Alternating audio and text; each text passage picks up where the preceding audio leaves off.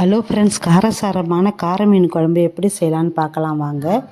கொஞ்சம் மிளகு,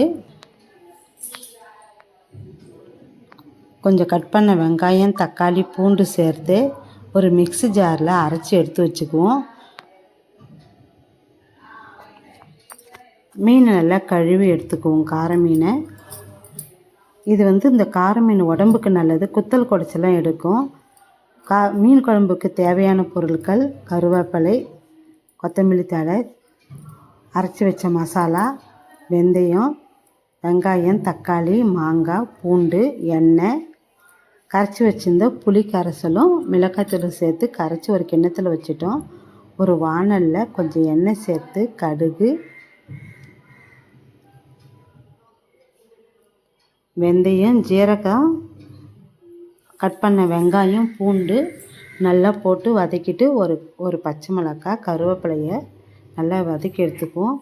சட்டிலையும் நம்ம இந்த குழம்பை வைக்கலாம். சட்டி இல்லாதவங்க வாணல்லையும் வச்சு நல்லா வதக்கிடலாம். பாதி அரைச்சி வச்சுருந்த மசாலாவை சேர்த்து நல்லா வதக்கி விட்டுட்டு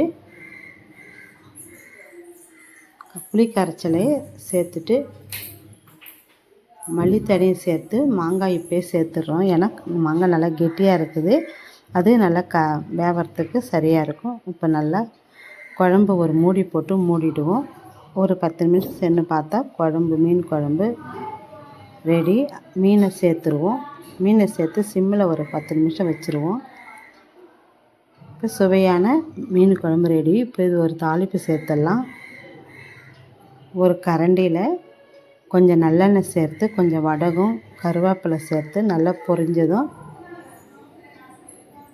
தாளித்து எடுத்துட்டால் மீன் குழம்பு ரெடி. சென்னாவரை மீன் கொஞ்சம் வறுத்து எடுத்தாச்சு. இப்போ மீன் குழம்பு, சென்னாவரை மீன் ரெடி. மீன் குழம்பு ரெடி.